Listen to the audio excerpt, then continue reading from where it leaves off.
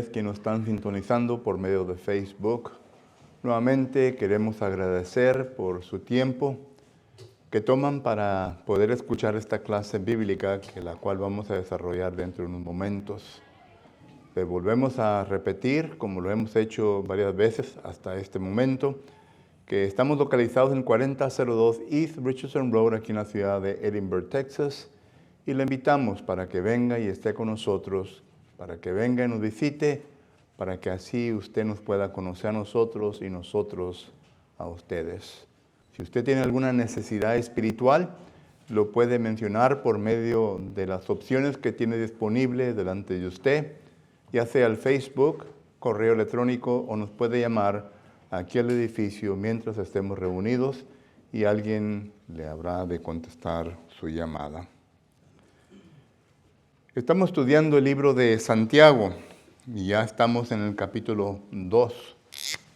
El libro de Santiago, y hoy en esta ocasión va a ser concerniente a la parcialidad. Santiago, capítulo 2, versículos del 1 al 13, o favoritismo, ¿verdad? Ok, como bien lo quieran mencionar. Y ahorita vamos a dar una pequeña introducción a este estudio, pero primero se les dio un versículo de memoria y tuvimos 2 semanas para aprenderlo. Bueno, del cual se les dio el miércoles una semana porque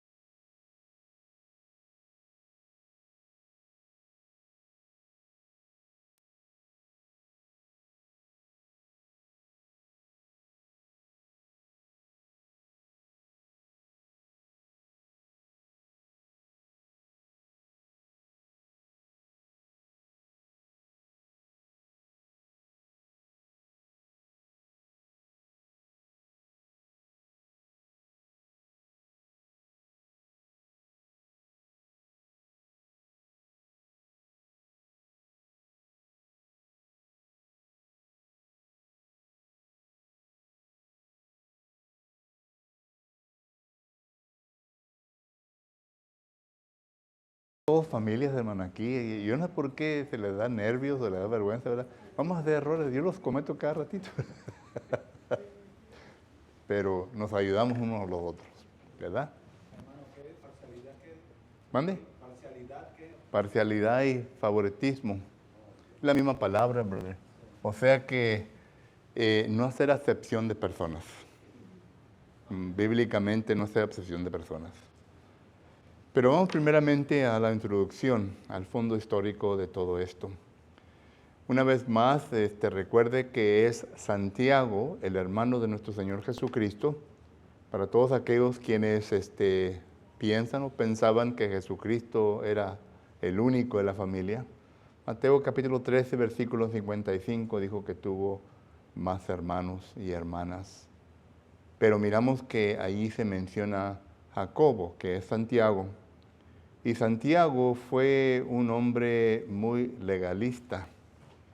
Fue un hombre que se apegó a la ley de Moisés y fue un hombre que a través de la historia bíblica leemos nosotros que se inclinó más al judaísmo, a los judíos, a la ley de Moisés.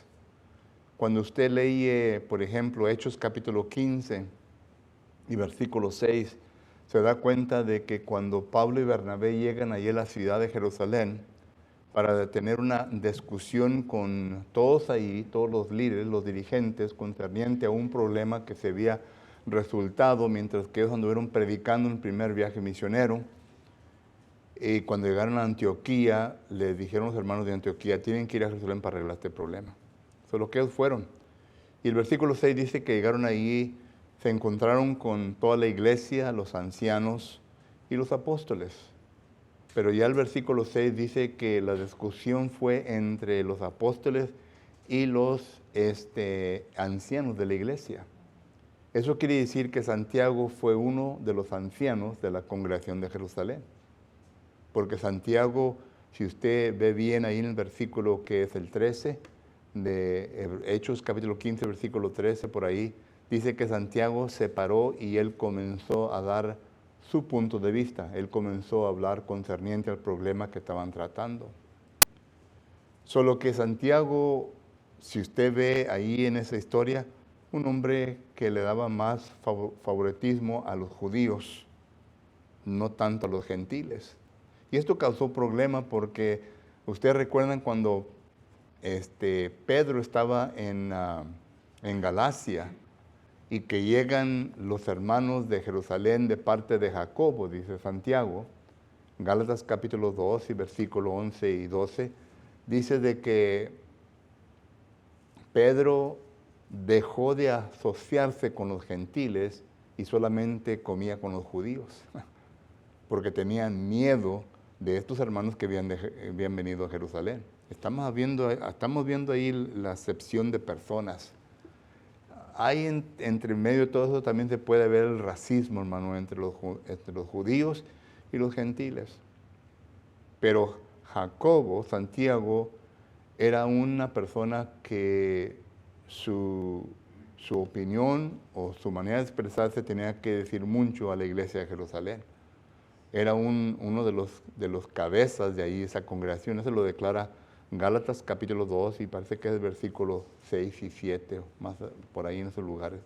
El apóstol Pablo dice que él no se vino a poner en contacto con ninguno de los apóstoles, solamente con algunos de ahí de Jerusalén, y menciona a Santiago, ¿verdad? Solo que entonces miramos nosotros que esta es la persona que está escribiendo esto. ¿Ok? Ahora, ¿quién se lo está escribiendo? A los judíos. Esto ya lo declaramos en Santiago capítulo 1, versículo 1, en donde él escribe a las 12 tribus que estaban en la dispersión. Eso quiere decir que le está escribiendo a los judíos. Y noten sobre el asunto que les está escribiendo. El asunto que le está escribiendo es concerniente, ¿verdad?, a la parcialidad, al no hacer acepción de personas, cuando él mismo, ¿verdad?, en un tiempo estaba envuelto en esto, ¿verdad? Hacer acepción de personas. Okay. Y miramos nosotros que el capítulo 2 del versículo 1 al 8 está hablando sobre el mandamiento. Sobre el mandamiento. ¿En dónde se encuentra este mandamiento? No se encuentra en los 10 mandamientos, ¿verdad? Pero es un mandamiento. Es un mandamiento porque miramos nosotros ya en el versículo 8 que dice, si en verdad cumplís la ley real, conforme a las Escrituras, amarás a tu prójimo como a ti mismo, bien hacéis. Eso es lo que se encuentra en Mateo capítulo 22, ¿recuerdan? En Mateo capítulo 22, miramos nosotros que le hace una pregunta a nuestro Señor Jesucristo. Le hace una pregunta a nuestro Señor Jesucristo, Mateo capítulo 22 y versículo, empieza en el 34. Y ahí se intitula, ¿verdad?, el gran mandamiento. Y recuerde que esas palabras gran mandamiento, hermano, no es algo que están en las escrituras originales. Esas son añadición por hombres, ¿verdad? Pero lo demás sí es lo que se encuentra en la escritura. Dice, entonces los fariseos, oyendo que había hecho callar a los saduceos, se juntaron a una. Y uno de ellos, intérpretes de la ley, preguntó para tentarle, diciendo, Maestro, ¿cuál es el gran mandamiento en la ley? Y claro que ellos se están refiriendo a los 10 mandamientos, a la ley mosaica. Jesús entonces les dijo, amarás al Señor tu Dios con todo tu corazón y con toda tu alma y con toda tu mente. Este es el primero y gran mandamiento. El segundo es semejante, amarás a tu prójimo como a ti mismo. De estos 2 mandamientos depende toda la ley y los profetas. Noten que recuerde que Jesucristo no vino para quitar la ley, sino para enseñarles lo correcto y lo verdadero de lo que Dios quería que ellos entendieran, ellos refiriéndose a los judíos. Y ya Jesucristo aquí reduce los 10 mandamientos en 2 mandamientos. ¿Se fijan? En 2 mandamientos. Muchos dicen, ¿verdad?, que los 10 mandamientos son sagrados y que se deben de llevar a cabo. Sí, son sagrados porque Dios los ha dado y se deben de llevar a cabo, pero ya ahora están reducidos en 2. Amarás a Dios con toda tu mente, con todo tu corazón, como dice el texto ahí. Entonces ya viene a reducir los 10 mandamientos. Si usted lee los 10 mandamientos, mitad de los 10 mandamientos se refiere a Dios, ¿verdad? Y la otra mitad se refiere al prójimo. No codiciarás esto, no robarás esto, solo que se está refiriendo al prójimo. Y dice, amarás a tu prójimo como a ti mismo. Entonces, este es el mandamiento del cual se está refiriendo Santiago. Ok, regresando ya a Santiago. Entonces, este es un mandamiento. Y este mandamiento lo estaban violando. Noten en cómo empieza el texto. Santiago capítulo 2, versículo 1. Hermanos míos, que vuestra fe en nuestro glorioso Señor Jesucristo sea sin acepción de personas. Ahí está. Esa es la tesis que se va a desarrollar en los versículos del 1 al 13. Y miramos nosotros, ¿verdad?, que primeramente establece a Jesucristo como el autor. Entonces la pregunta es, ¿cuándo lo dijo Jesucristo? Ya lo hemos mencionado. Mateo capítulo 22, versículo 34 en adelante. Y miramos nosotros que aquí Santiago le está diciendo, hermanos míos, que vuestra fe en nuestro Señor Jesucristo, según la palabra original aquí es pistes. Y usted tiene que recordar, hermanos, que cuando hablamos de la palabra fe, la fe en la Biblia se lee de una forma objetiva y otra forma subjetiva. Objetiva y subjetiva. La objetiva se declara más en los asuntos religiosos, en los mandamientos que se han establecido, en lo que Dios nos ha dejado. Por ejemplo, En Efesios capítulo 4, en Efesios capítulo 4, note lo que ahí dice concerniente a la fe. Efesios capítulo 4 y empieza el versículo 5. Note lo que dice el 5. Un Señor, una fe, un bautismo, un Dios y Padre de todos, el cual es sobre todos y por todos en todos. Pero me refiero a la frase una fe. Esa fe no es una fe subjetiva, esa es una fe objetiva, refiriéndose a la lista de mandamientos, es decir, doctrina que el Señor nos ha dejado. La doctrina que el Señor nos ha dejado es doctrina que todo mundo debe de seguir. Todo mundo debe de seguir. Sin embargo, miramos nosotros, ¿verdad?, que hay división en cuestión a doctrina. Esta secta religiosa cree en cierta doctrina, esta secta religiosa cree en otra forma de doctrina, pero la Biblia habla de una sola doctrina que no concuerda con la creencia de la primera secta y la segunda secta y consecutivamente. Bueno, eso se le nombra fe objetiva. Judas capítulo 3 dice que debemos de contender ardientemente por la fe. Esa es la fe objetiva. Es una lista de mandamientos que se encuentran dentro del Nuevo Testamento, no del Antiguo Testamento.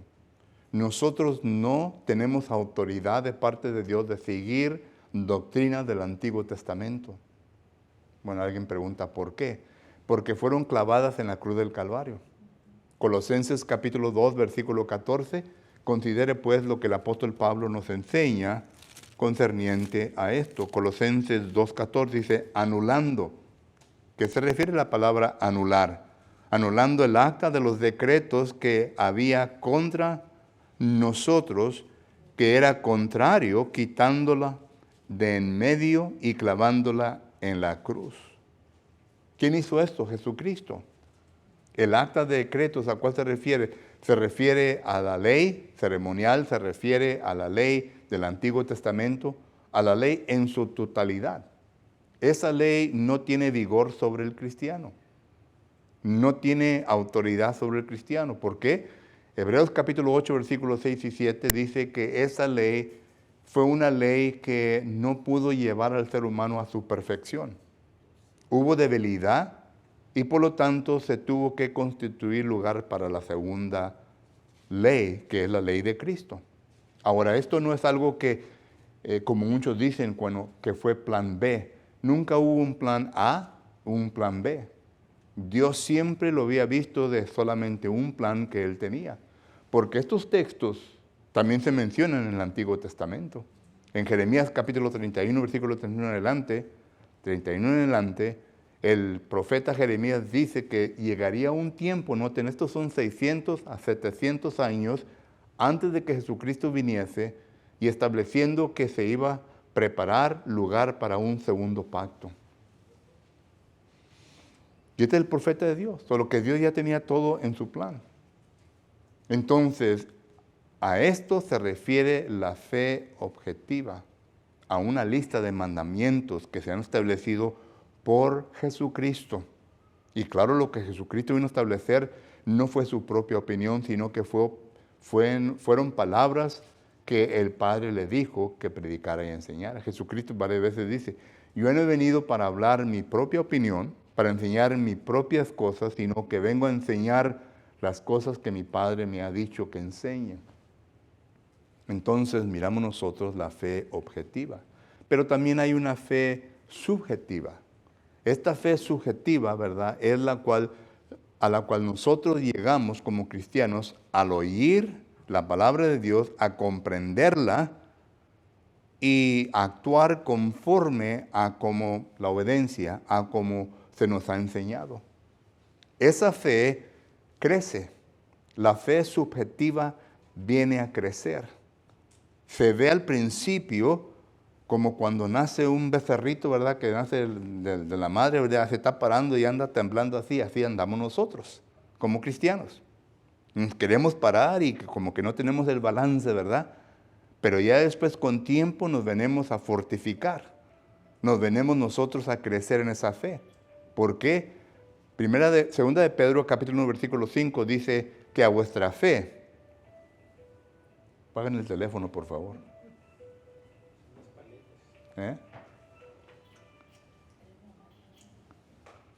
Gracias, hermano. Pero miramos nosotros que esa fe viene a crecer, hermanos. Viene a crecer. Porque dice, a vuestra fe añadile virtud, a vuestra virtud añadile conocimiento. Ahí va creciendo. Esta es la fe subjetiva. Esta fe subjetiva, ¿verdad?, es la cual da lugar para errores en nuestra vida. Todo depende en dónde estemos, qué tanto crecimiento hayamos tenido o tenemos en esta fe. Esto es lo que Santiago les está diciendo.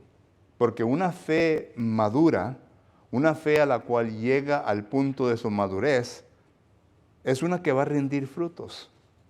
Automáticamente va a rendir frutos.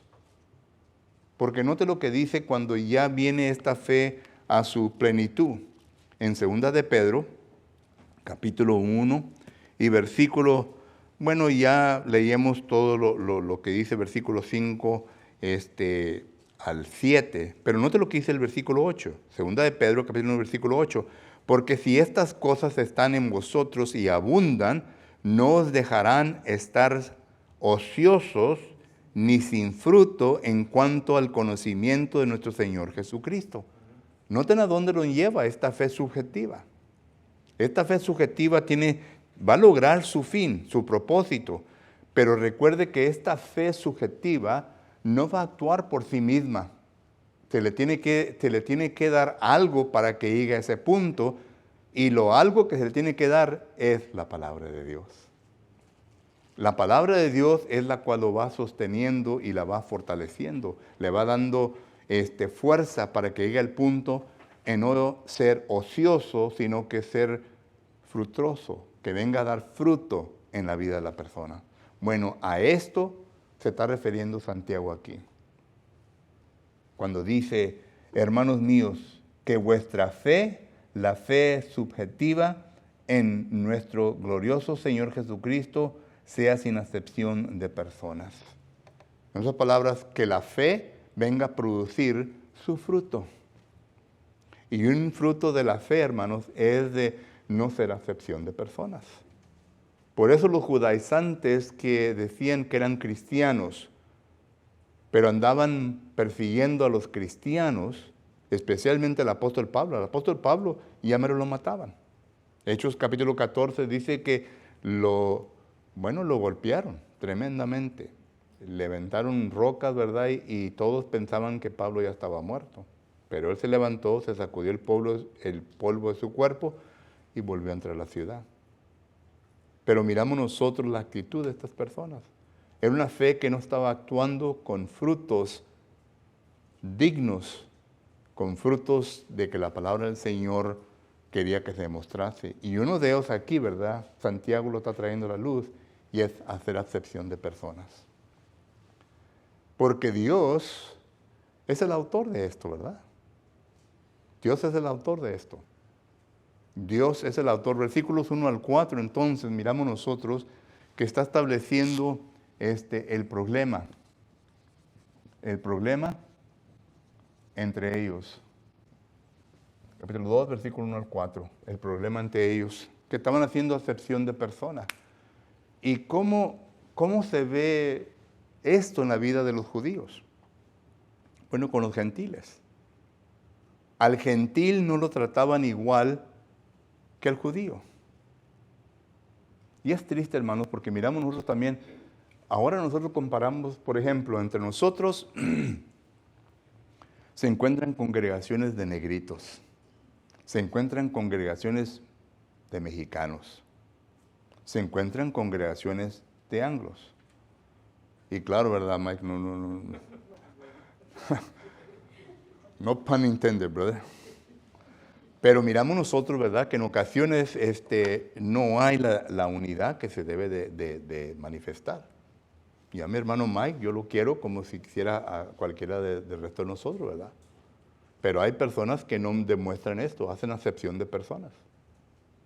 Y esto se puede ver claramente en algunas congregaciones y en otras no uno tiene que, como quien dice, levantar la carpeta, ¿verdad?, para poder mirar la tierra debajo de la carpeta.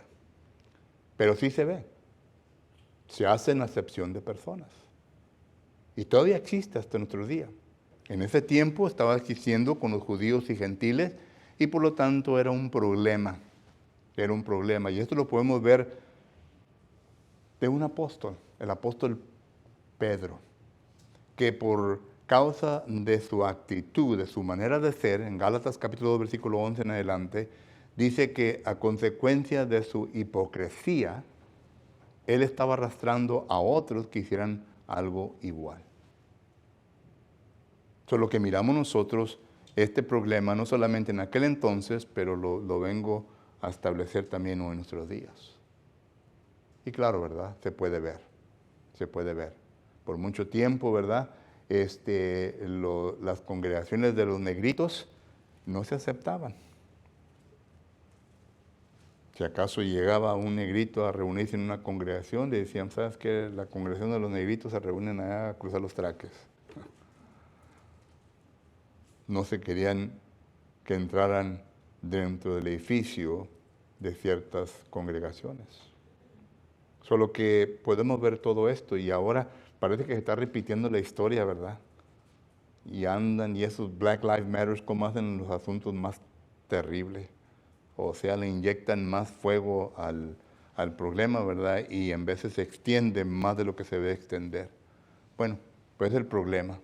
Entonces miramos nosotros que aquí el problema de ellos era concerniente a los ricos y a los pobres. A los ricos y a los pobres. Y ese problema todavía también existe hoy en día, ¿verdad? Por ejemplo, cuando se lleva a cabo consideración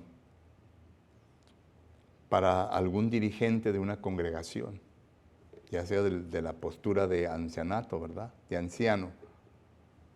Muchas de las veces miramos nosotros que una persona que tenga un negocio, que tenga una buena vida, ¿verdad?, etcétera, etcétera, es el que en ocasiones se considera primero, ¿verdad? Y no se considera al humilde, aquel que posiblemente pues trabaje de día hasta la noche, bien humilde, ¿verdad?, etcétera. Muchas veces no se considera, pensando de que quizás su IQ sea un poquito más bajo que los demás. Pero lamentablemente así es el asunto. Y miramos nosotros que todavía existe eso. Pero ¿a quién vino a predicarse el Evangelio primordialmente, según las Escrituras? A los pobres. A los pobres.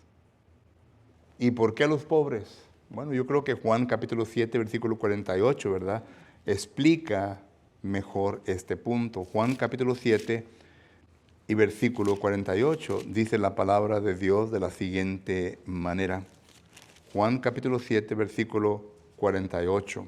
Y es en forma de pregunta. ¿Acaso han creído en él algunos de los gobernantes o de los fariseos? No. Ahora, ¿cuáles serían sus razones en por qué no creyeron? El rey Agripa no creyó. ¿Sería orgullo? ¿Sería miedo? Yo sé bien que en Félix la Escritura sí dice que fue miedo de parte de él. Hechos capítulo 24, versículo 24 y 25. Pero ¿qué del rey Agripa? ¿Qué de los fariseos? Los fariseos era más orgullo. De que a ellos se les iba a enseñar de uno que había salido de Galilea, las Escrituras. ¿Acaso puede salir algo bueno de Galilea? ¿Recuerdan ese texto? Incluso, ¿verdad?, cuando miraron los apóstoles, note lo que dice Hechos capítulo 4, y que es Hechos capítulo 4, versículo el 13. Entonces, viendo el denuedo de Pedro y de Juan, sabiendo que eran hombres sin letra y del vulgo, se maravillaban y les reconocían que habían estado con Jesús. Aún Jesucristo también, en Mateo capítulo 7, los últimos versículos, note lo que habla de él. Mateo capítulo 7 y versículo 28 dice, y cuando terminó Jesús estas palabras, la gente se admiraba de su doctrina porque les enseñaba como quien tenía autoridad y no como los escribas. Nuestro texto, ¿verdad?, se da a entender que este hombre había salido de Galilea y cómo es que puede enseñar de tal manera. Solo que entonces miramos nosotros que a los pobres eran perseguidos, oprimidos, opresos, ¿verdad?, por los ricos.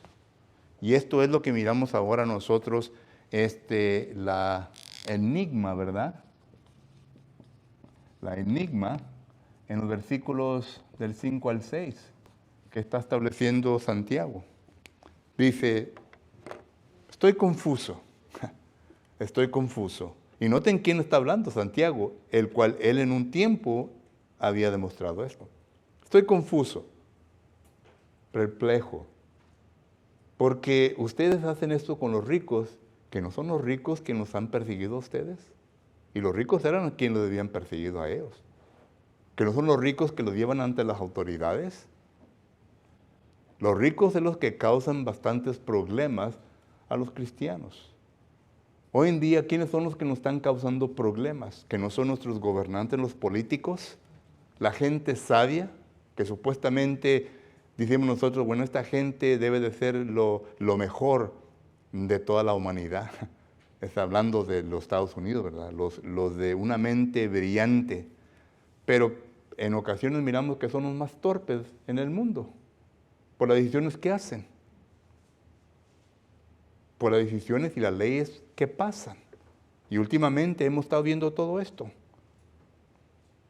Y yo pienso, ¿verdad? No que venga a ser forma de racista, ni en forma de lo que acabo de decir, ni contradiciéndome a mí mismo, pero entre más gente de color se está metiendo en la política, ya estos están actuando simplemente de pura venganza y de puro dolor en su cuerpo por lo que ha sucedido en la vida de ellos. Por eso han quitado ya todas las estatuas, porque las estatuas representan opresión en contra de los negritos. Por eso han hecho leyes nuevas concernientes a los negritos, ¿verdad? Que ahora los negritos han recibido bastante dinero por lo que pasó en el pasado, a consecuencia de su mamá, de su abuelo, etcétera, etcétera. Y ellos son los que ahora se están mirando como personas que son los que vamos a ser los siguientes millonarios. Salieron de la pobreza a los millones. Este negrito que mataron allá en quién sabe qué lugar, ¿verdad? Era un crimen. La persona era un crimen. Era un crimen. Lo indica todo lo que estaba escrito de él. Y ahora su familia es una familia multimillonaria. Solo que todo esto miramos nosotros, ¿verdad? Concerniente la enigma, lo perplejo de todo esto, ¿verdad? Que los ricos en un tiempo, ¿verdad? Son los que persiguen a los cristianos y ahora el cristiano dándoles el primer lugar a ellos. Dice Santiago, yo no puedo comprender esto. ¿Esto qué nos indica a nosotros? Que las cosas materiales tienen sustancia, y que el dinero habla mucho más que la palabra de Dios. El dinero, las cosas materiales, hablan mucho más que la palabra de Dios. Y por lo tanto llegamos al versículo 8, ¿verdad? Bueno, es del 5 al 7. Y llegamos al versículo 8. Y el versículo 8, ¿verdad? Es ya la exhortación. La exhortación. 7, 2, 8. La exhortación. Y la exhortación dice, si en verdad cumplís la ley real conforme a las Escrituras, amarás a tu prójimo como a ti mismo, bien hacéis. Ya le está diciendo a quien le está escribiendo, recuérdense lo que ha dicho Jesucristo.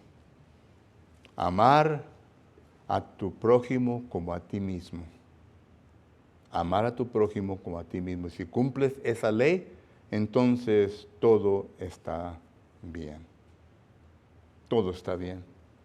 Y luego ya miramos la segunda parte de ¿verdad? Que habla de las consecuencias. De las consecuencias.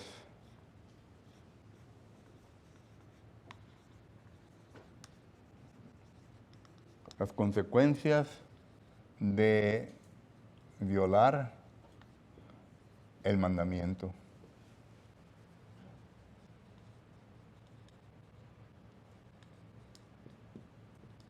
Capítulo 2, del 9 al 13. Y miramos nosotros que primeramente los versículos del 9 al 12, y luego está el 2:13. Del 9 al 12 nos habla de lo siguiente. Dice el 9, pero si hacéis acepción de personas, cometes pecado y quedas convicto por la ley como transgresor. Esas son las consecuencias. Te conviertes en un pecador contra Dios, porque Dios no es así. Dios no hace acepción de personas. A Dios no le importa el dinero, no le importa si la persona tiene una casa allá arriba del monte, ¿verdad? Y que está bien lujosa, o si vive en una casita hecha de cartón. No sé si ustedes han tenido la dicha de ver esto, pero yo que he hecho obra misionera y que he andado por allá por las selvas, la selva Lacandón, la selva amazónica y diferentes selvas predicando y enseñando el Evangelio, he visto muchas cosas. He visto donde gente, ¿verdad?, rica acá gozándose, y uno va y predica, ¿verdad?, gente que muy apenas la está haciendo y tiene sus casitas, unos cuantos palitos así que le ponen cartón alrededor y ahí duermen. Y como se trata a esta gente que tiene dinero y cómo se trata a aquella gente que no tiene dinero. Y al mirar ese tratamiento, esa hipocresía, dice Santiago, eso es pecado. Todos tienen que tratarse de la misma manera. Todos somos hijos de Dios. Todos. Todos necesitamos el tratamiento igual unos a los otros. No debemos de hacer distinciones de personas. Y eso es lo que habla los versículos del 9 al 12. Y el 13 dice, porque juicio sin misericordia se hará con aquel que no hiciere misericordia, y la misericordia triunfa sobre el juicio. Aquí está hablando ya de Dios. Y está hablando la manera en cómo el judío trataba, ¿verdad? El judío se hacía juicio, pero sin misericordia. Y en ocasiones nosotros, hermanos, actuamos de esa manera. O sea que actuamos con la pura letra, con el puro mandamiento, sin aplicar la misericordia en todo esto.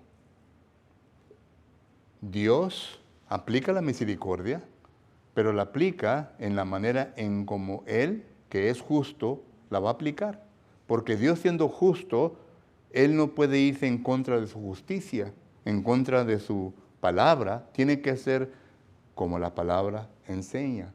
Ya entonces es culpa de nosotros, si nosotros no cumplimos con la palabra de Dios. Entonces, lo que entonces Santiago está diciendo, el hacer acepción de personas es pecado. Es mandamiento que nosotros nos tratemos igualmente unos a los otros. Porque Dios vino a predicarle a la gente pobre, es a quien vino a buscar. Y tú usas razones en por qué eso se llevó a cabo, ¿verdad?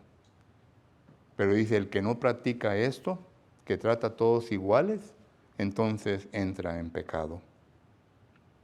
Pregunta o comentario, hermano. El tiempo ya se me terminó. Questions and answers.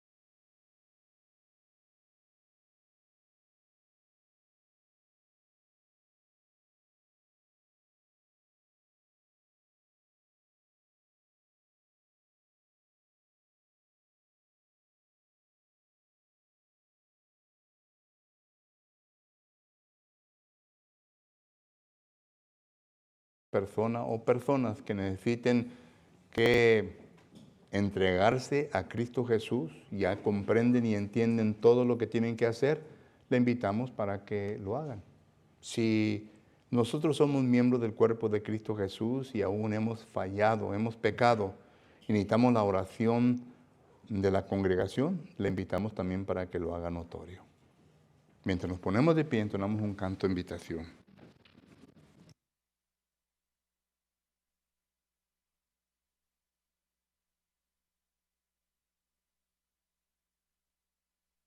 Invitación número 114. El gran día viene. Himno número 114. El gran día viene. Si estamos listos, cantemos. El gran día